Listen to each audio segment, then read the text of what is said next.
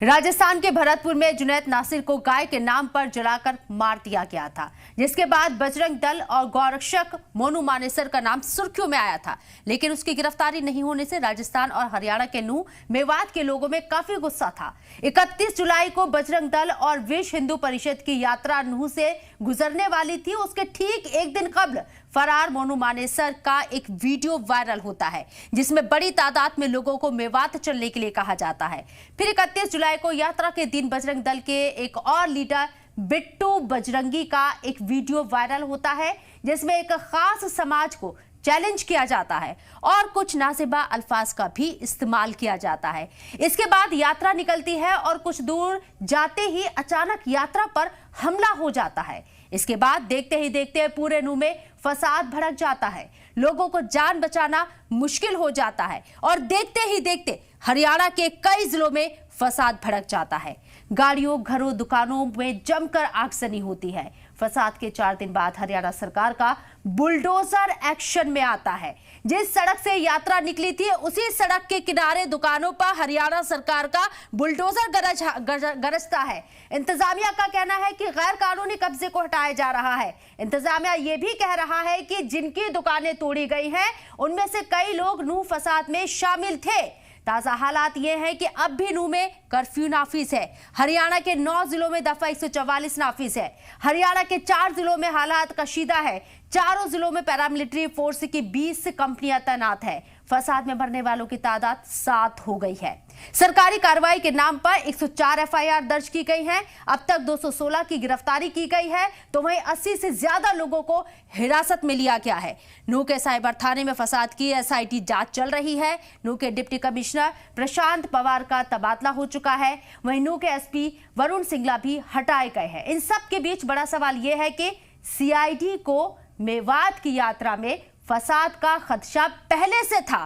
Police इंतजामिया को 10 दिन पहले ही सीआईडी ने अलर्ट किया था, लेकिन अलर्ट के बावजूद पुलिस इंतजामिया ने मामले को हल्के में लिया और अब एक्शन के नाम पर खट्टर का सरकारी बुलडोजर गरज रहा है। ऐसे में आज बात इसी पर करेंगे कि हर हाथ में पत्थर तो नहीं। बहस का आगाज करें, लेकिन उससे पहले हमारे जी मीडिया नुमाइंदे प्रमोद शर्मा की ग्राउंड जीरो से ये रिपोर्ट देखिए, फिर बहस का आगाज करते हैं। नूह हिंसा के बाद अब हरियाणा सरकार का बुलडोजर एक्शन शुरू हो गया है। इस वक्त आप देख सकते हैं ये मंदिर जाने वाली रोड है और उसके पास जितनी भी ये दुकानें बनी हुई थी उस पर जो है बुलडोजर की कार्रवाई शुरू की जा चुकी है। भारी संख्या में पैरामिलिट्री फोर्स और पुलिस वालों को बुलाया गया है और एक साथ 3 बुलडोजर के जरिए जितना भी अवैध यहाँ पर निर्माण था उसे गिराया जा रहा है और पूरे इलाके में नज़र रखने के लिए बाकायदा ड्रोन की मदद ली जा रही है। ड्रोन के ज़रिए पूरे इलाके में नज़र रखी जा रही है ताकि किसी तरीके से कोई भी इस बुलडोज़र एक्शन में की कार्रवाई में खलल डालने की कोशिश ना करे। ये आप ये देख सकते हैं लगातार जो बुलडोज़र पूरे अपने एक्शन में है और ऐसी जो अवैध जो पूरी मार्केट बनी हुई थी उसे अब गिराया जा रहा है। दरअसल ये ही वो सड़क था जहाँ से होकर सारे दंगाई जो है वो गए थे और उन्होंने जो शोभा यात्रा पर पथराव किया था। तो अब एक एक कर जो न सिर्फ ऐसे आरोपियों की गिरफ्तारी हो रही है बल्कि अब बुलडोजर की कार्रवाई भी देखने को मिल रही है। एक एक कर आप ये देख सकते हैं कि किस तरीके से दुकानों को तोड़ा जा रहा है। पहले ही ये बात बता दी गई थी कि ये बुलडोज़र कार्रवाई होगी, इसलिए लोगों से अपना सामान निकालने के लिए उन्हें वक्त दिया गया था। कुछ लोग आप देख सकते हैं अपना जितना भी सामान है वो जो बचा सकते हैं वो निकालने की तैयारी कर रहे हैं। गाड़ियों में सामान भरा जा रहा है। तो वहीं आप ये देख सकते हैं कि अब जो बुलडोज़र की कार्रवाई है वो शुरू हो गई है पूरी तरीके से और 3 बुलडोज़र को लगाया गया है। इससे पहले बाकायदा सड़कें और बाकी के इलाके की पूरी मेज़रमेंट की गई थी। ये बताई जा रही है फॉरेस्ट डिपार्टमेंट की ज़मीन है जिसके ऊपर अवैध कब्जा करके ये मार्केट यहाँ पे बनाई गई थी और पिछले काफ़ी वक्त से मार्केट ये चल रही थी। और अब सरकार ने जब ये देखा है कि अवैध रूप से यहाँ पे न सिर्फ मार्केट तैयार खड़ी कर दी थी, बल्कि यहाँ के रहने वाले लोग कहीं ना कहीं जो है वो इस पूरी नूह हिंसा में भी शामिल रहे थे, डायरेक्ट या इनडायरेक्ट तरीके से। तो अब जो खट्टर सरकार ने ऐसे आरोपियों की न सिर्फ पहचान की है, उनके मददगारों की पहचान की है, बल्कि अब बुलडोज़र एक्शन के ज़रिए एक मैसेज देने की भी कोशिश की है कि अगर कानून व्यवस्था के साथ कोई खिलवाड़ करेगा तो योगी मॉडल की तरह हरियाणा में भी बुलडोज़र एक्शन देखने को लोगों को मिलेगा। और इस मौजू पर बात करने के लिए हमारे साथ जो खास मेहमान चर्चा में शामिल हो रहे हैं उनका तारुफ आपसे कराना चाहूंगी। कमल हांडा साहब, स्पोक पर्सन हरियाणा कांग्रेस से, इसके साथ ही अरविंद सिंह साहब, स्पोक पर्सन बीजेपी, और मोहम्मद इम्तियाज नूरानी, सोशल एक्टिविस्ट हमारे साथ मौजूद। इसके साथ ही आपको बता दूं कि आचार्य साध्वी कंचन गिरी हमारे साथ हिंदू धर्मगुरु मौजूद हैं। आप तमाम लोगों का इस्तकबाल है इस सिलसिला में। सबसे पहले अरविंद सिंह साहब, मेरा सवाल आपसे है, ना तो किसी तरह की सुनवाई, ना किसी तरह की दलील, ना किसी तरह की तारीख, सीधा एक्शन, बुलडोजर एक्शन।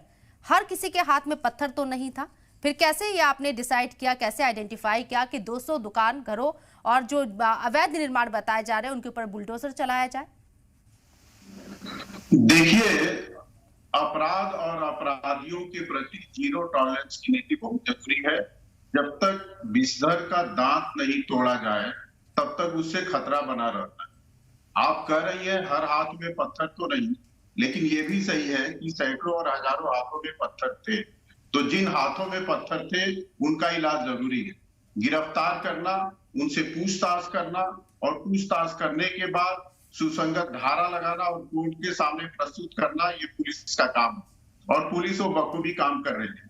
और न्यायालय, चाहे वो स्थानीय न्यायालय हो या हाईकोर्ट हो, सुप्रीम कोर्ट, बार बार प्रशासन और सरकारों को निर्देश है और कानून भी कहता है कि अवैध निर्माण को हटाया जाना चाहिए। सरकार सारे काम कानून सम्मत कर रही है, लेकिन कड़ाई के साथ कर रही है। और मुझे लगता है ऐसे अवसर पर गुनाहगारों के साथ खड़ा नहीं होना चाहिए। सरकार जो भी कदम उठा रही है कानून सम्मत उठा रही है, लेकिन जो अपराधी है, जो गुनाहगार है, उनके साथ कड़ाई से व्यवहार कर रही है, और ये व्यवहार बहुत स्वागत योग्य है। ठीक है, आपने कहा कि गुनहगारों के साथ खड़े नहीं होना चाहिए। क्या ये प्रूफ हो गया है कि जिनकी दुकानें तोड़ी गई हैं वे गुनहगार हैं, और जिसे अवैध निर्माण का हटाने का आप नाम दे रही हैं, क्या इससे पहले प्रशासन की नजर में वो अवैध निर्माण नहीं था? 31 जुलाई को दंगे होते हैं नूह मेवात के अंदर, और 4 दिन के अंदर ये एक्शन होता है। नोटिस देने के आधे घंटे के अंदर ये एक्शन कर दिया जाता है। क्या वाकई में कानून की पासदारी यहाँ पर हो रही है? इसका जवाब मैं कमल हांडा मैडम आपसे लेना चाहूंगी। आपको वालेकुम शबनम जी, भाइयों को भी मेरा सादर नमन, को भी मैं शुरुआत करना चाहूंगी कुछ लाइनों से। सांप्रदायिकता सदैव संस्कृति की दुहाई दिया करती है, मुंशी प्रेमचंद जी की लाइनें हैं ये। सांप्रदायिकता सदैव संस्कृति की दुहाई दिया करती है, उसे अपने असली रूप में आते हुए, बाहर आते हुए शायद लज्जा आती है, इसलिए वो संस्कृति की खाल ओढ़ कर आती है। एहसास बदल जाते हैं बस, और कुछ नहीं, वरना नफरत और मोहब्बत एक ही दिल में होती है। तो बात ये है मैडम कि ये जो सारा था ये स्पॉन्सर्ड था, बाकायदा प्रायोजित प्रोग्राम था इनका। जो उनके वीडियो वायरल हुए मोनू मानेसर का, बिट्टू बजरंगी का कि दामाद आ रहा है, जीजा आ रहा है, हार तैयार रखो, ज्यादा से ज्यादा संख्या में पहुंचो, तलवारें लेकर, पिस्टल लेकर, ये सब चीजें लेकर वो पहुंचे हुए थे। ठीक है, पत्थर भी इकट्ठे हुए, एक दिन में इकट्ठे नहीं हुए, वो भी गलत काम था जिन्होंने पत्थर चलाए। लेकिन इन्होंने क्या व्यवस्था को, प्रशासन को खबर नहीं थी? उनको हर चीज की खबर थी। मैं आपको बताना चाहूंगी, विश्वजीत जी का आज तक स्टिंग ऑपरेशन करते हैं, जो वहां के सीआईडी इंस्पेक्टर हैं, वो बताते हैं कि जी सरकार को हफ्ता 10 दिन पहले खबर दे दी गई थी। एसएसपी को छुट्टी पर 4 दिन के लिए आपने क्यों भेजा? इसका भी ये मेरे को जवाब दें भाजपा प्रवक्ता। ठीक है, और ये बिट्टू बजरंगी, मुझे समझ नहीं आता, बजरंग बली जी ने तो सुग्रीव जी का साथ दिया था, बाली का नहीं दिया था जो ज्यादा शक्तिशाली था, सुग्रीव का साथ दिया था क्योंकि वो न्याय के रास्ते पर थे। तो ये भगवान को भी बदनाम कर रहे हैं, राम के नाम का भी इन्होंने पेटेंट ले रखा है, और बजरंग बली जी का, हनुमान जी का भी इन्होंने ले रखा है, और करते ये हुड़दंग है। ये समझ नहीं आती मुझे बात कि आप एक रिलीजियस अपने दल को, एक संगठन को रिलीजियस नाम देकर आप अपने आप को जायज नहीं ठहरा सकते। कुछ और बातें कहना चाहूंगी मैं कि इंटेलिजेंस के भी इनको इंटेलिजेंस ने भी इनको वार्निंग दी थी कि जी ऐसा काम हो सकता है, क्योंकि the reason being Monu Manesar और जो बिट्टू बजरंगी की वीडियोस वायरल हुई थी। तो साजिश करता तो ये है, सफेद पोशों की शह पर ही काम कर रहे हैं, चाहे वो विश्व हिंदू परिषद है, चाहे वो बजरंग दल है। किससे जुड़े हुए हैं ये? बीजेपी और जजपा से ही जुड़े हुए हैं, और दूसरा कोई दल तो है नहीं जिससे ही जुड़े हुए हैं, ना कोई इनको जोड़ता है।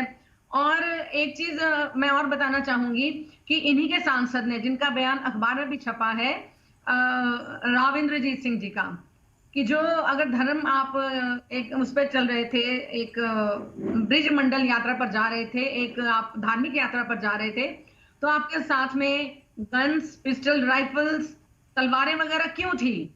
वो बिट्टू बजरंगी का मैं एक बयान सुन रही थी, मैं वो भी वीडियो वायरल हुई थी, वो भी मैंने सुना कि हम तलवारों की पूजा करने के लिए लेके जा रहे थे। अरे ऐसा कौन सा आपका शिव जी का आप रुद्राभिषेक करने जा रहे हैं कि वहां पर तलवार की आपको जरूरत पड़े? कहीं ना कहीं इन्होंने, इनके वीडियो ने पहले, क्योंकि मोनू मानेसर जो वांटेड है राजस्थान में भी और हरियाणा में भी, खुला घूम रहा है वो, और उसको जब उसकी बात होती है तो यहाँ के गृह मंत्री यूं तो कहते हैं कि मास्टरमाइंड है, हम ढूंढेंगे किसने किया। अरे आप मोनू मानेसर को फिर क्लीन चिट पहले क्यों दे रहे हैं? जरा ये भी जवाब दे दें मुझे। इन तमाम सवालों के जवाब मैं अरविंद जी से जरूर लूंगी। आऊंगी अरविंद जी, एक एक सवाल मुझे लेने दीजिए, डिबेट ओपन कर लेती हूँ, फिर आपके पास आऊंगी। आचार्य साध्वी कंचन गिरी भी मेरे साथ मौजूद है। आचार्य साध्वी जी, ये जो बार बार बात कही जाती है कि साजिश हुई है, खुद जो इंतजामिया है, जो मंत्री हैं हरियाणा के अनिल विज, वो खुद कह रहे हैं कि इसमें साजिश हुई है, ये दंगे प्रायोजित थे। साजिश 5 लोग कर सकते हैं, 10 लोग कर सकते हैं, 100 लोग कर सकते हैं, लेकिन जो भीड़ उनके पीछे होती है वो मोटिवेटेड होती है, और उनको ये समझ नहीं होती क्या कि हम क्या करने जा रहे हैं, या एक दिशा में वो बहते चले जाते हैं और दंगे फिर होते हैं, चाहे दोनों तरफ से हो, चाहे जो नूह के मुसलमानों के ऊपर इल्जाम लग रहे हैं, या फिर इस यात्रा में जो बजरंग दल के लोग शामिल थे, वीएचपी के लोग शामिल थे, उनके ऊपर इल्जाम लग रहे हैं। ये मोटिवेटेड लोग हैं, इनके ऊपर चोट करने की जरूरत है?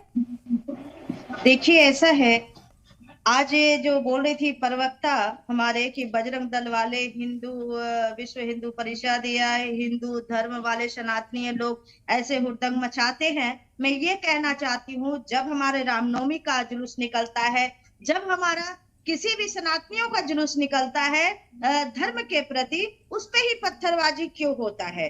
क्या कभी आपने देखा है किसी सनातनियों को पत्थरबाजी करते हुए और यह किसी को हुड़दंग मचाते हुए? जब हमें कोई मारने आएगा, जब हमारे पर कोई पत्थरबाजी करेगा, तो हम उसका मुकाबला कड़ी से कड़ी तरीके से करेंगे, क्योंकि हम, अगर हमारे ऊपर कोई प्रहार करेगा, एक जानवर के ऊपर भी प्रहार करते हैं तो आपके ऊपर रिएक्ट करता है।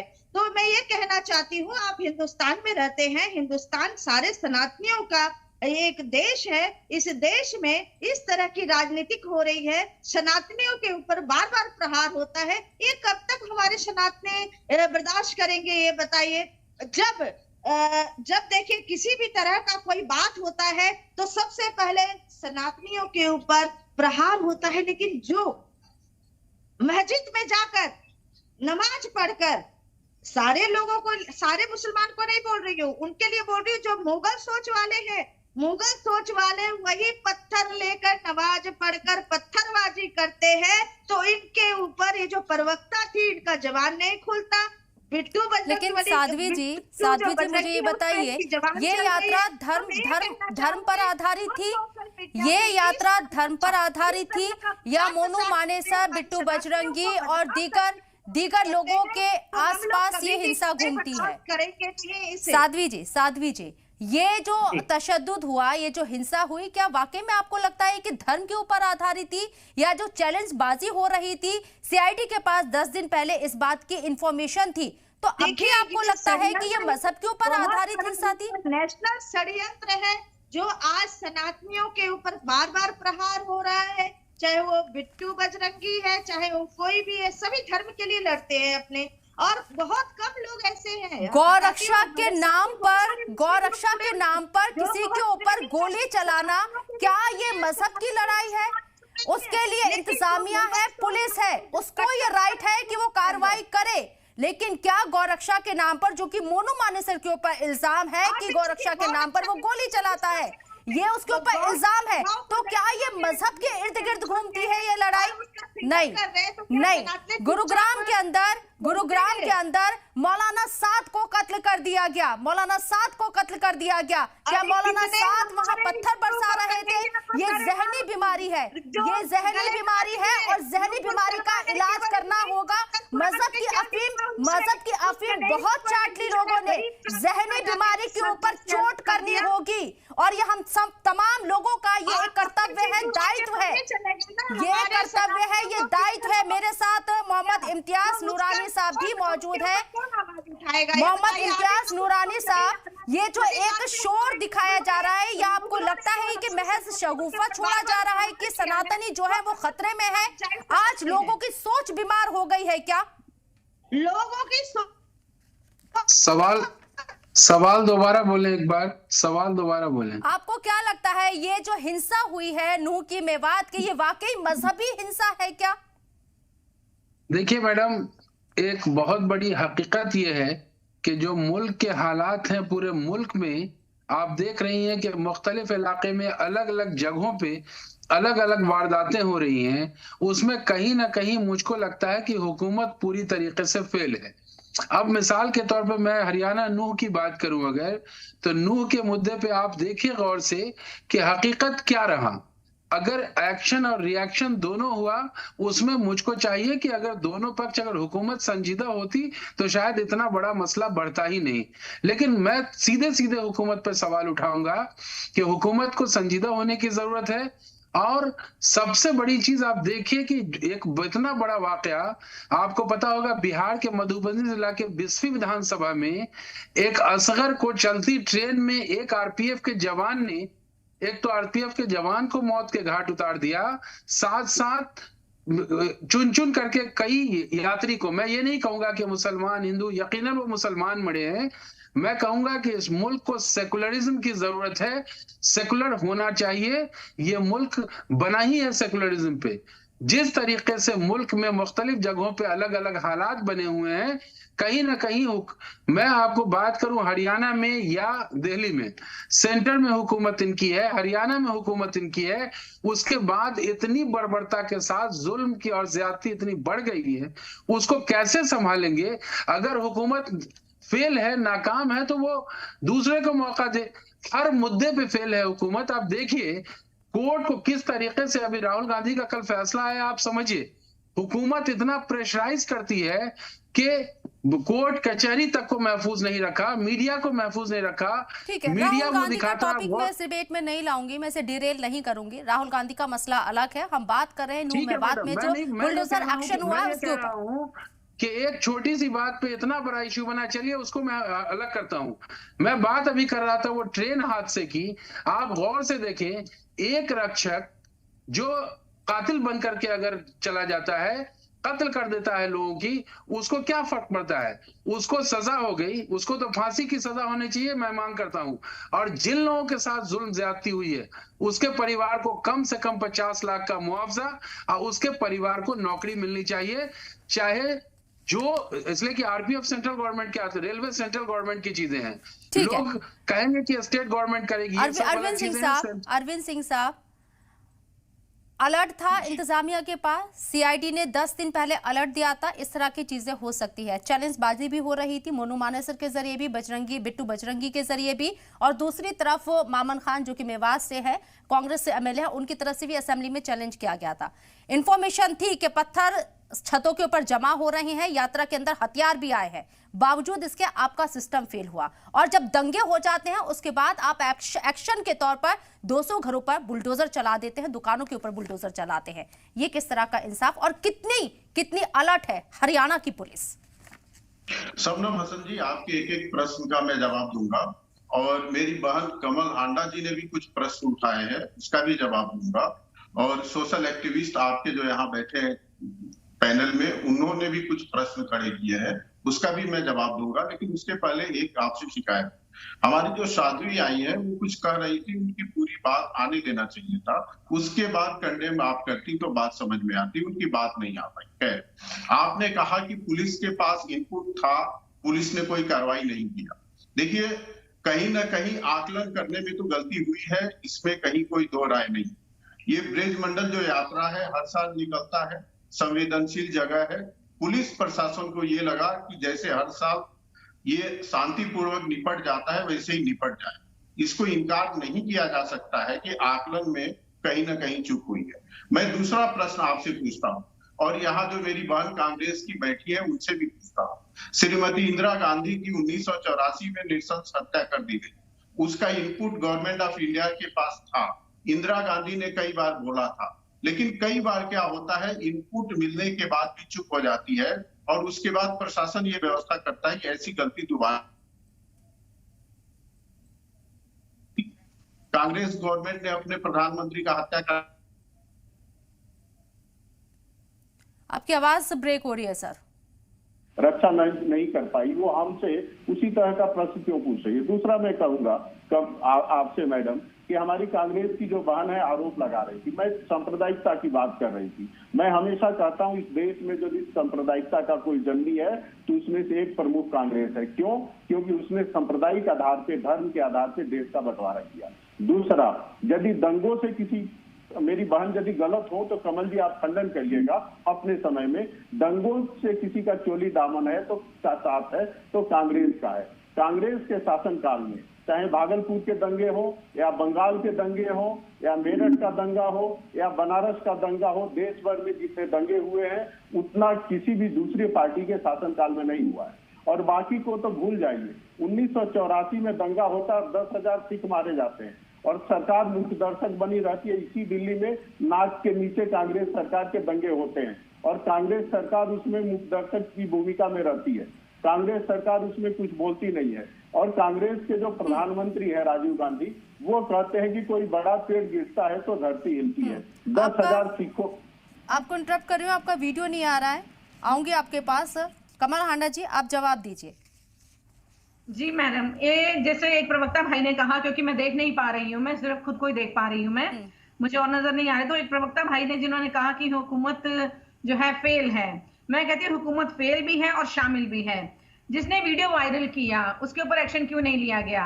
ये अमित मालवीय द्वारा संचालित IT सेल, जब हमारे किसान धरने पर बैठे थे, 750 किसानों की शहादत हुई थी, जब उस वक्त एक पॉप स्टार US की ने बात की, क्योंकि world has become a global village through technology only, and technology was brought by late Shri Rajiv Gandhi ji. तो उस टाइम पे यहाँ पर सारी IT की जो ट्रोल आर्मी है वो उसके पीछे पड़ी, क्योंकि उसका नाम एक मुस्लिम नाम था, रिहाना, पॉप स्टार थी US की वो।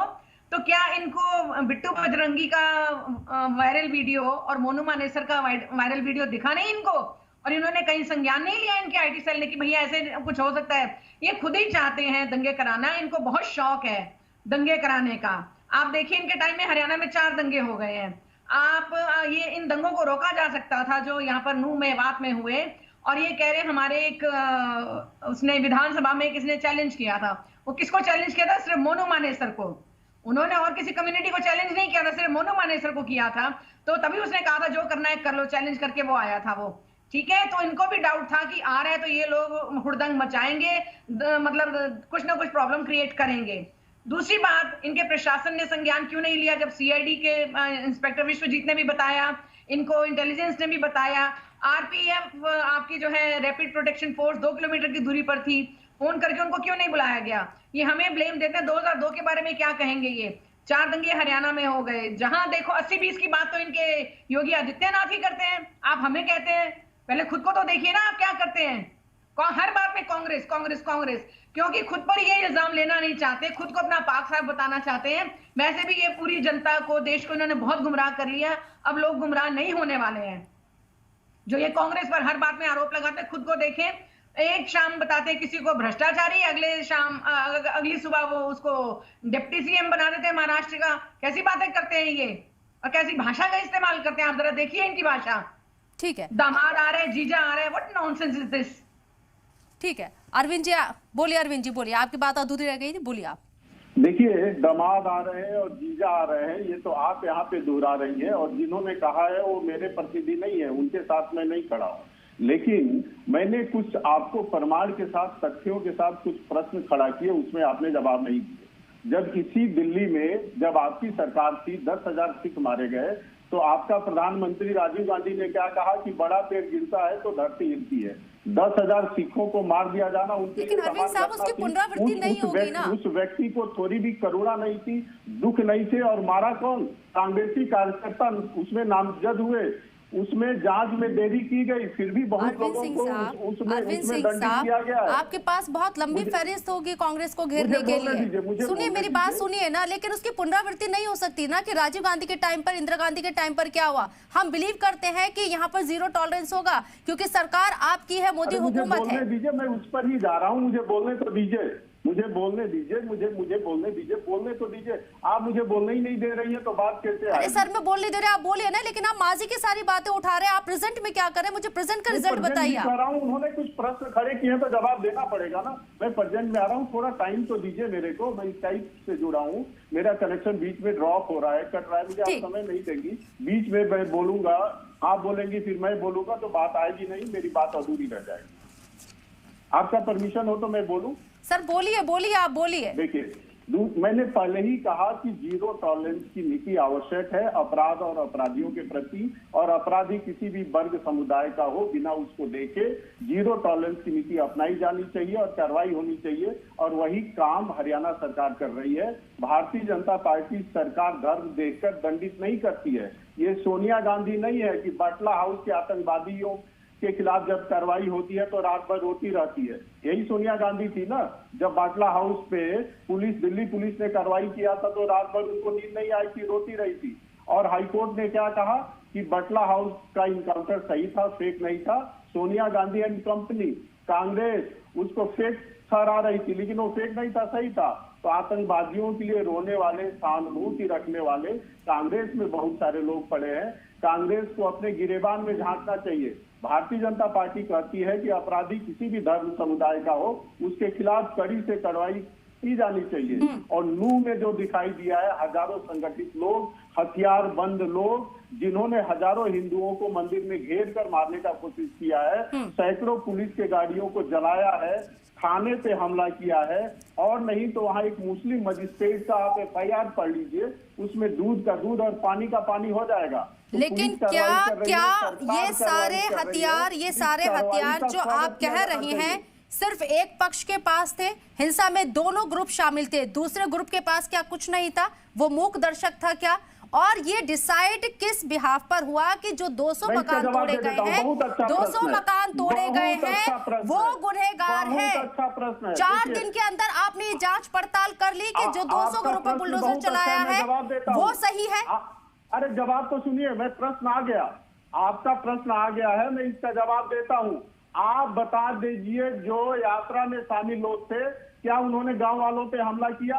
क्या यात्रा में शामिल लोग, वहां जो नूह के स्थानीय निवासी है, उन पे हमला किया है? बिल्कुल नहीं किया है, बल्कि उनके ऊपर संगठित तरीके से प्लानिंग करके हमला किया गया है। और ये मैं नहीं कह रहा हूँ, आप एक पक्ष के, अरविंद जी आपकी सरकार है, आपकी सरकार है, लेकिन आप डिबेट में ये डिक्लेयर कर रहे हैं कि हिंसा में सिर्फ एक ही पक्ष शामिल है। कानून पे अगर आप बिलीव करते हैं तो रिपोर्ट आने दीजिए। हिंसा की वजह क्या थी ये खुले खुले अल्फाज में कहा जा रहा है, लेकिन आप हिंसा के लिए एक वर्ग को ही, एक पक्ष को ही पूरी तरीके से जिम्मेदार ठहरा रही हैं। क्या ये सही है? बिना किसी इंक्वायरी के, बिना किसी जांच के, जबकि आपकी डिप्टी सीएम कहते हैं कि हमें यात्रा के बारे में तादाद कितनी होगी ये इंफॉर्मेशन नहीं दी गई थी, पूरा प्लान नहीं बताया गया था। ये आपके डिप्टी सीएम का बयान है और आप सीधे तौर पर एक पक्ष को इस हिंसा के लिए जिम्मेदार ठहरा रहे। हिंसा होती है तो दोनों तरफ से होती है। आपके पास वो कौन सा एक छोटे से ब्रेक के लिए मैं रुक रही हूँ, एक छोटे से ब्रेक के लिए मैं रुक रही हूँ, जल्द हाजिर होंगी, इस चर्चा को आगे बढ़ाऊंगी। तथ्य मुझे नहीं, तथ्य आपको पेश करने हैं, जवाबदेही आपकी है, सवाल पूछना मेरा काम है। आज के हमारे प्रोग्राम की टैगलाइन भी यही है कि हर हाथ में पत्थर तो नहीं। फिर ये हम कैसे डिसाइड करेंगे कि जो हम कार्रवाई कर रहे हैं वो सही पर्सन के ऊपर कर रहे हैं? मेरे साथ और भी लोग बने हुए हैं, इसके साथ आचार्य साध्वी कंचन गिरी जी भी हैं और मोहम्मद इम्तियाज नूरानी भी हैं। इनसे मैं सवाल लेना चाहूंगी।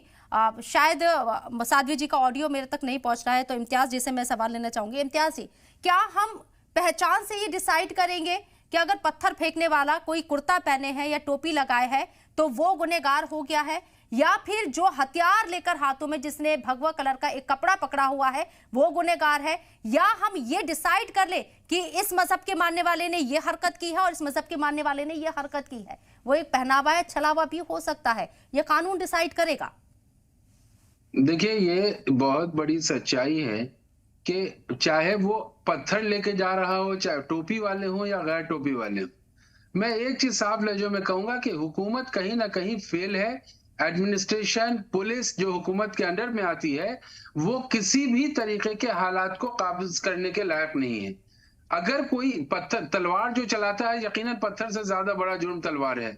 और पत्थर फेंकने वाले, मैं ये नहीं कहूंगा कि टोपी पहनने वाले अगर पत्थर फेंक रहे हैं तो वो भी गलत है, तलवार जो चला रहे हैं वो गलत। हिंसा को बढ़ावा देना कोई भी करे वो गलत है, लेकिन एक पक्ष पे प्रॉपर कार्रवाई होना ये बहरहाल अफसोस और शर्म की बात है। आप एक चीज देखिए, वो जो अभी मौलाना साद को मस्जिद में जाके कत्ल कर दिया गया, आप गौर से देखें, उसका एक वीडियो वायरल हो रहा था।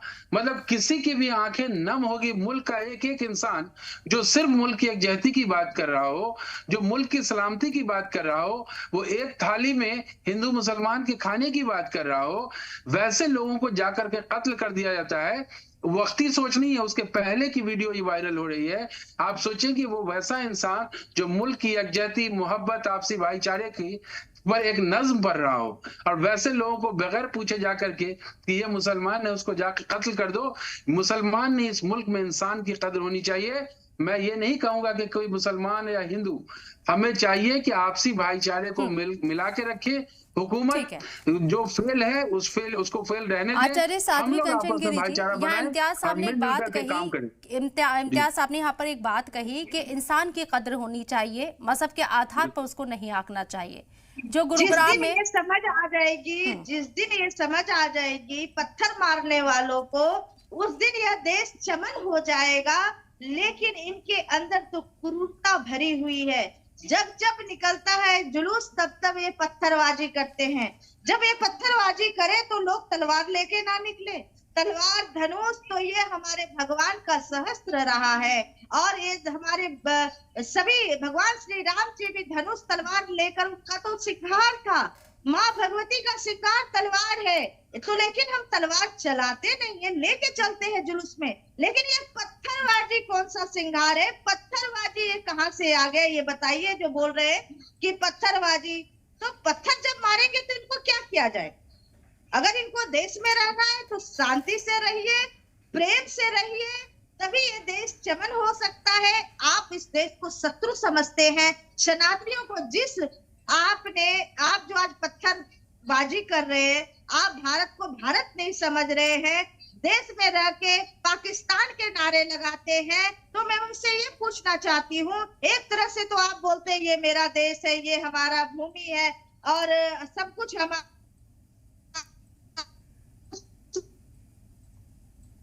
साध्वी जी, आपकी आवाज ब्रेक हो रही है। चलिए आऊंगी मैं आपके। हाँ बोलिए साध्वी जी, बोलिए, आपकी आवाज आ रही है। मुझे ये बताइए, गुरुग्राम में मौलाना साद को जो कत्ल किया, उन्होंने क्या तलवार उठाई थी, पत्थरबाजी की थी, या कोई ऐसा बयान दिया था जो सामने वाले की आहत को भड़काता हो, भावनाओं को आहत करता हो? तो मैं यही कहना चाहूँ कि कम से कम प्रेम मेरा है। प्रेम का अगर पहल करना चाह रहे हैं तो अपने तरफ से पहले पहल कीजिए। मौलाना साद जो कि महज 19 साल का लड़का था। साध्वी जी, उसके प्रति आप खड़े हो जाइए सीधे। ठीक है साध्वी जी, आपका वीडियो नहीं आ रहा है, लेकिन मैं आपके जवाब से अपने सवाल को आगे बढ़ाती हूँ। महज 19 साल का था मौलाना साद, जिसे गुड़गांव की मस्जिद में कत्ल किया गया। क्या उस बच्चे ने, या ये कहे, मान लीजिए वो मौलाना, आप बच्चा भी मत मानिए, बालिग है वो, उसने क्या ऐसी कोई बयानबाजी की थी कि जो सामने किसी दूसरे मजहब की भावनाओं को आहत करता हो? लेकिन नफरत की आग में वो 19 साल का लड़का चला, वो मौलाना चला। ये हमारा देश जा किधर रहा है? क्या ये सिर्फ एक तबके के ऊपर कहना ये बात सही है क्या? कमाल हांडा जी, आपसे इसका जवाब लेना चाहूंगी। जी, मैं 2-3 बातों का जवाब देना चाहूंगी। पहले इन्होंने कहा अपराधियों के लिए जीरो टॉलरेंस, तो मैं इनसे सवाल पूछना चाहूंगी। बृजभूषण सिंह, संदीप सिंह, अजय मिश्र टैनी और उनके बेटे ने, जिनकी वीडियो बाकायदा साक्ष्य था कि भाई हाँ उसने किसानों को कुचला, और एक दिन पहले ही अजय मिश्र टैनी ने बयान दिया था कि भाई 2 मिनट में इनको हम समझा देंगे। ब्रिजभूषण शरण सिंह को ये संरक्षण देती, सरपरस्ती करती है उनकी। ये कहां से किस मुंह से कहते हैं कि ये जो है अपराधियों के लिए जीरो टॉलरेंस है? अरे जीरो टॉलरेंस तो जनता की टॉलरेंस तो आपने खत्म ही कर दी जितना आपने जनता पर अत्याचार किया। और दूसरा इनका एक सवाल था कि ये प्रेम का जो संदेश है, ये मैं भी मानती हूँ दोनों तरफ से होना चाहिए, कहीं से भी नहीं हिंसा होनी चाहिए। लेकिन क्या प्रशासन सो रहा था जब पत्थर इकट्ठे हो रहे थे? मुझे ये इस बात का जवाब दें। क्यों संज्ञान नहीं लिया? क्यों बिट्टू बजरंगी की और मोनू मानेसर की वीडियो को वायरल होने दिया गया? इसका मतलब इनके इंटेंशन थे कि दंगे हों, क्योंकि चुनाव नजदीक आ रहे हैं, ये कुछ ना कुछ कराएंगे। पहले पुलवामा करवाया था, अब कुछ ना कुछ करवाएंगे ये, क्योंकि हरियाणा में भी अब इनको लोकसभा के चुनाव आ रहे हैं, जिससे प्रधानमंत्री जी बहुत ज्यादा बेसब्र हैं और बहुत ज्यादा, जिसे मैं कहूंगी, व्याकुल हैं एक तरह से कि भाई हाँ मुझे जीत मिल जाए। वैसे तो बाजी हारी हुई है, हिंदू मुसलमान प्यार से ही रहता है। मैं आपको अपना एक उदाहरण देना चाहूंगी शबनम जी। मैं सहारनपुर गई थी किसी काम से, क्योंकि वहां पर वुडन वर्क वुड कार्विंग का सामान रीजनेबल रेट्स पर मिलता है। तो वहां पर जिससे मैंने काम करवाया उससे मैंने बात की, मुसलमान था वो, तो मैंने उससे बात की। मैंने कहा यहाँ पर हिंदू मुसलमान का क्या हिसाब है? कहता जी हम एक दूसरे के बिना अधूरे हैं। आम हिंदुस्तानी, आम मुसलमान शांति से रहना चाहता है। ये जो आपके थोड़े से गुट हैं, जो बीजेपी के आपके, मैं बता दूंगी, ब्रांचेस हैं, हुड़दंगियों की, उपद्रवियों की, दंगाइयों की। सनातन का नाम आप मत लीजिए, सनातन कभी हमें ये नहीं सिखाता कि आप गलत काम कीजिए। तलवार की पूजा आप कहते हैं, दुर्गा का तो दुर्गा माता वहां पर आई हुई थी क्या जो तलवार लेकर आए हुए? लेकिन कमल हांडा जी, वजीर आजम नरेंद्र मोदी खुद इस बात की नसीहत कर चुके हैं। जो ऐसे लोग अगर हुड़दंग मचाते हैं उनके लिए उन्होंने खुद नसीहत की है। मैं बता देती हूँ, उसका भी जवाब आप मुझसे ले लीजिए। उनकी करनी और कथनी में जमीन आसमान का नहीं, आसमान और पाताल का फर्क है। बाहर विदेश में जाकर कहते हैं लोकतंत्र हमारे डीएनए में है, ठीक है, और यहाँ पर आकर क्या जवाब देते हैं, यहाँ पर क्या करते हैं, कैसे दबाते हैं? इन्होंने सब आवाजों को दबाने और कुचलने का ही काम किया है, इसीलिए अब इनके जाने की बारी आ गई है। इसलिए ये लोग अंदर से बौखलाहट में है और ऐसे काम करना चाहते हैं, दंगे फैलाएंगे भी। आप देखिएगा, अंडरलाइन माय वर्ड्स, रेखांकित कीजिएगा मेरी बात को, ये दंगे फैलाएंगे। अभी आज मध्य प्रदेश में भी क्या हुआ है, दलितों पर बजरंग दल ने हमला किया। क्यों किया? बीजेपी को फायदा क्या होगा दंगों से? जहां इनकी डबल इंजन की सरकार है, अगर वहां ये दंगे फैलाते हैं जैसे कि आप इल्जाम लगा रही हैं, इन्हें क्या फायदा होगा? सवाल इनकी सरकार के ऊपर उठेंगे।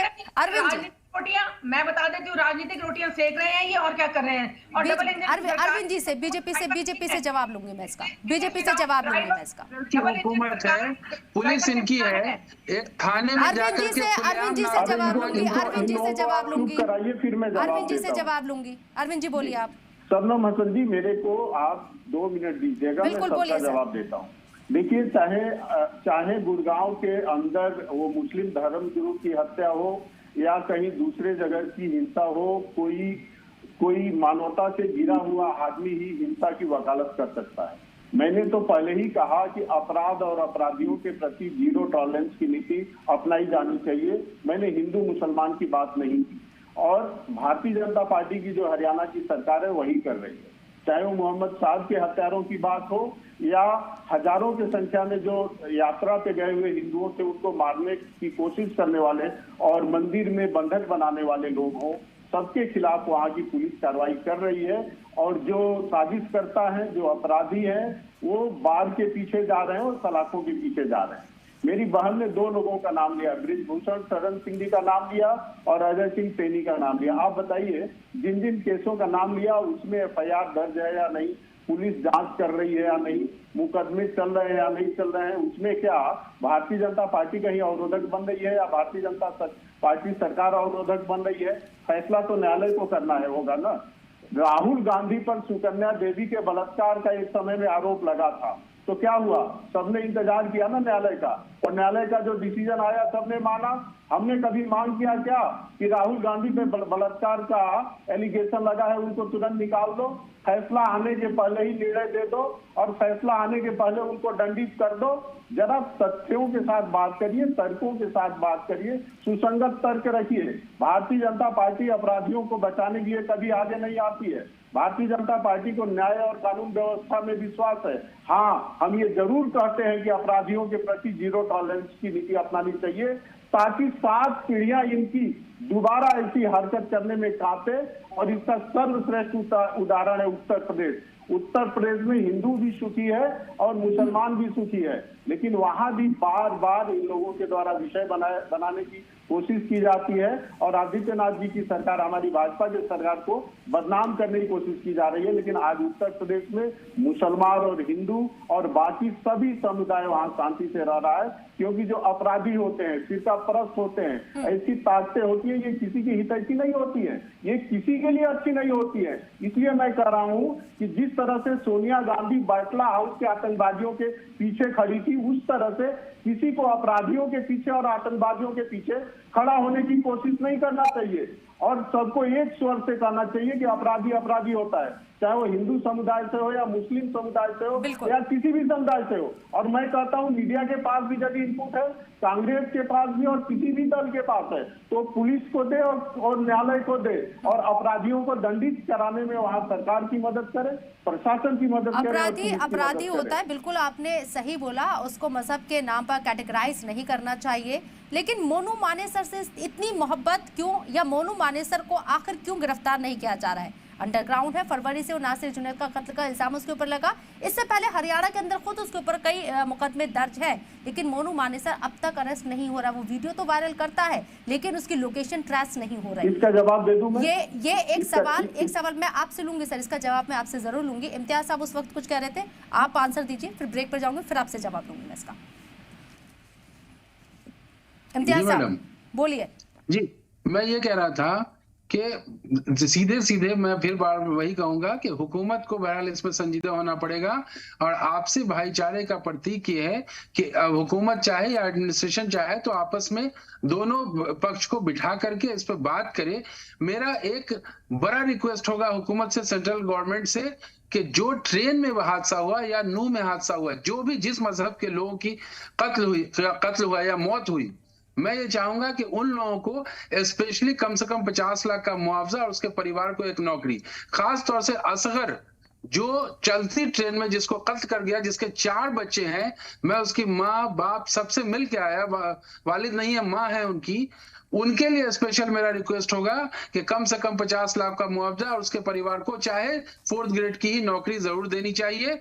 और ये जो मुल्क में भाईचारा खत्म हो रहा है, एक शेर के साथ मैं कहूंगा कि इन लोगों का जो एम है, जो गांधीवादी सोच को खत्म करके जो गॉडसेवादी सोच है, उस सोच में मैं एक शेर कहूंगा और अपनी बात खत्म करूंगा कि मुंह की खानी पड़ेगी दुश्मनाने अमन को, अब मिट न सकेगा हिंदुस्तान से भाईचारे का निशान। तो इसलिए ये निशान मिटाने की कोशिश ना करे भाईचारे की। ये मुल्क संगम है और इस संगम को बरकरार रखें और बचा के रख ले, तभी देश अच्छा हो सकता है। ठीक है, एक छोटे से ब्रेक के लिए मुझे रुकना पड़ा है, ब्रेक से लौटूंगी तो अपने सवाल का जवाब लूंगी अरविंद जी आपसे। छोटा सा ब्रेक।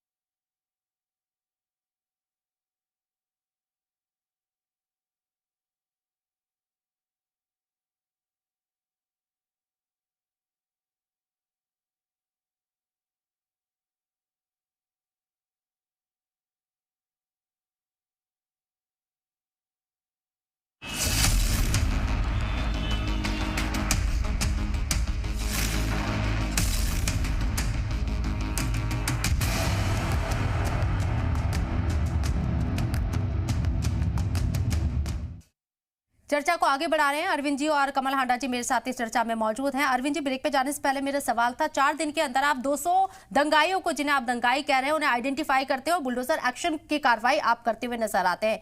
लेकिन मोनू मानेसर जो आपकी लिस्ट में है, हरियाणा पुलिस, राजस्थान पुलिस की लिस्ट में है, लेकिन अब तक उस पर किसी तरह की कोई कार्रवाई क्यों नहीं होती है? फरवरी से अंडरग्राउंड है, उसका पता नहीं लगा पा रही है पुलिस।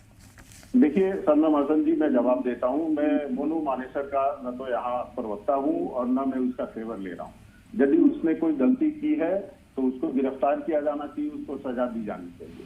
लेकिन यात्रा के पहले जो उसको वीडियो जो उसकी आई थी उसको मैंने देखा है, उसमें वो कहीं खून खराबे की बात नहीं कर रहा है। मेरी गलत बात हो तो आप उसको दुरुस्त करिएगा। उसमें आह्वान कर रहा है ज्यादा से ज्यादा संख्या में वहां तक पहुंचने का आह्वान कर रहा है, इसके अलावा कुछ नहीं कर रहा है। उसमें मुझे कोई दोष नहीं दिखाई दे रहा है। लेकिन यदि वो किसी हत्या का जिम्मेदार है तो उसके खिलाफ कार्रवाई होनी चाहिए। और मैं पूछना चाहता हूं कि हमारे कांग्रेस की जो यहाँ पे प्रवक्ता बैठी है, इनकी सरकार ऑलरेडी उसके खिलाफ एफआईआर दर्ज की है राजस्थान की, तो वो क्या कर रही है?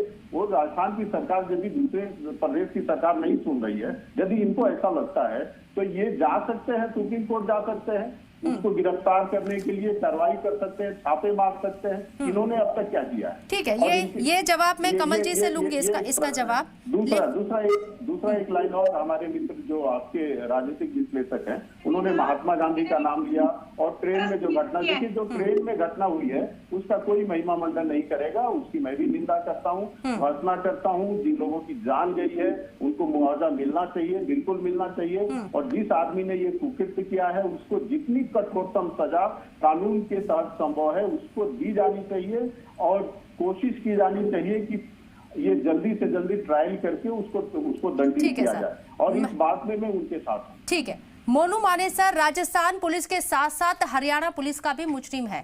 ठीक है, राजस्थान पुलिस के ऊपर सवाल उठा सकते हैं, लेकिन हरियाणा पुलिस क्या कर रही है? कमल हांडा जी। हरियाणा पुलिस राजस्थान से तो वो भाग चुका है, वो उसने शरण ली है हरियाणा में, इसलिए वहां से पकड़ में नहीं आया। और राजस्थान पुलिस ने जरूर बात की होगी हरियाणा पुलिस से, और ये कहते हैं उसको अरेस्ट किया जाना चाहिए, तो अरेस्ट किया जाना चाहिए नहीं, उसको करो, आप उसको डालो सलाखों के पीछे। आप ट्रायल चलाएंगे, कितने साल चलेगा? जैसे बृजभूषण पर आपने पॉक्सो हटवा दिया, ठीक है, कुछ नहीं हुआ, आराम से बैठा, क्योंकि 5-6 सीटों पर उसका वर्चस्व है। तो आप इसको भी ऐसे ही जाने देंगे क्योंकि आपको दंगाइयों से, हुड़दंगियों से प्रेम है। वो आपकी सरपरस्ती में बहुत खुश हैं क्योंकि उनको पता है कि सरकार ऐसी है जिसको ये है कि लड़ाई झगड़े करवाओ, मरवाओ लोगों को, निर्दोषों को मरवाओ, चाहे वो देखो कोई भी समुदाय हो। मैं किसी एक समुदाय की फेवर नहीं कर रही हूं। मैं जिसने भी हिंसा की, मैं हिंसा का समर्थन कभी नहीं करती क्योंकि हिंसा को और भड़काती है, नंबर 1। दूसरी बात हुई दोनों तरफ से, एक पक्ष ने शुरुआत की, दूसरे ने भी उसका जवाब दिया। वो चुपचाप पत्थर तो नहीं खाते रहे होंगे, ये बात आप भी समझते हैं, मैं भी समझती हूँ। मैं लेकिन जब उन्होंने ऐसी बात कही कि दामाद आ रहा है, जीजा आ रहा है, माला तैयार लेके रखो हमारे स्वागत के लिए, तो क्या कहने का मतलब था बिट्टू बजरंगी का? मुझे जरा ये बता दें। ये कहते हैं उसने कोई ऐसी बात नहीं की, क्यों उसने उसको वीडियो वायरल करने की जरूरत ही क्या थी? मुझे ये बता देंगे। आ रहे हैं आप, आते यात्रा करके चुपचाप चले जाते, किसी ने कुछ नहीं कहना था, आप चैलेंज करके आ रहे थे किसी को। जिसने चैलेंज किया वो भी गलत था, जिसने चैलेंज लिया वो भी गलत था। मैं दोनों समुदायों को गलत बताऊंगी, लेकिन मारा कौन गया? निर्दोष लोग मारे जाते हैं इसमें, जिनके आप देखिए 200 दुकानें जो है तोड़फोड़ कर दी गई एनक्रोचमेंट के नाम से। क्या वो पहले नहीं थी? पहले सरकार को नजर नहीं आई वो?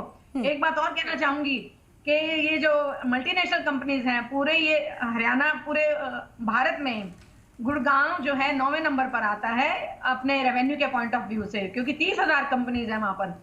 तो जो फॉरेन कंपनीज है उनको आप क्या मैसेज दे रहे हैं? रोजगार तो आप दे नहीं पा रहे, बल्कि आप रोजगार छीनने का ही काम कर रहे हैं। चाहे फिर वो स्मृति ईरानी और प्रधानमंत्री, तो वैसे 2 करोड़ की नौकरियां उन्होंने झूठा वादा किया था, वो तो किया ही नहीं, चाहे 15 लाख था चाहे 2 करोड़ था। तो ये बिगेस्ट झूठी पार्टी है, झूठ परोसा इन्होंने राहुल जी की छवि को भी इन्होंने ही खराब किया। सारे काम उल्टे। बहरहाल ये दंगा हुआ, नुकसान आम इंसान का हुआ, 7 लोगों की मौत हुई। दंगे के जख्म कब भरेंगे मुझे नहीं मालूम, लेकिन ये एक गहरी छाप जरूर छोड़ेंगे। ऐसे में कोशिश होनी चाहिए कि अमन बहाल हो, लेकिन जिस तरीके से मजहब के नाम पर दोनों तरफ से जो तशद्दुद या नफरत निकलकर सामने आ रही है, वो परेशानी पैदा करती है कि हम आज किस तरफ जा रहे हैं। समाज को भी सोचने की जरूरत है, हमारे हुक्मरां को भी सोचने की जरूरत है। बहुत बहुत शुक्रिया आप लोगों का इस चर्चा में शामिल होने के लिए, अपना कीमती वक्त देने के लिए। और इसी के साथ दीजिए इजाजत, आप देखते रहिए जी सलाम।